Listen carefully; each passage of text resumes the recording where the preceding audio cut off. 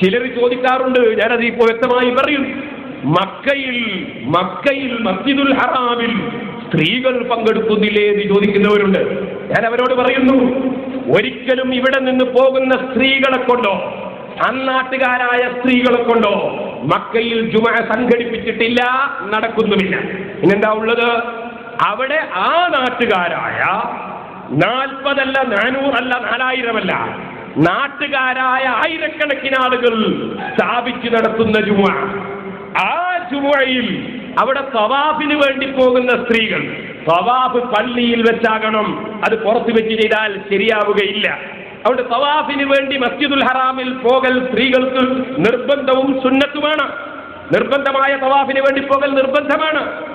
അങ്ങനെ തവാഫിന് വേണ്ടി പോകുന്ന സ്ത്രീകൾ തവാഫ് ചെയ്യുന്നതിനിടയിൽ ജുമുഅയുടെ സമയമായ ആ സമയത്ത് അവർ ബാങ്ക് വിളി കേൾക്കുമ്പോ തിരിച്ച് പള്ളിയിൽ നിന്ന് അങ്ങോട്ട് ഇറങ്ങിപ്പോവുകയാണെങ്കിൽ അങ്ങോട്ട് ജുമുഅക്ക് വരുന്ന പുരുഷന്മാരുമായി ഗേറ്റിനടുക്കൽ വെച്ച് കൂട്ടിമുട്ടിപ്പോകും.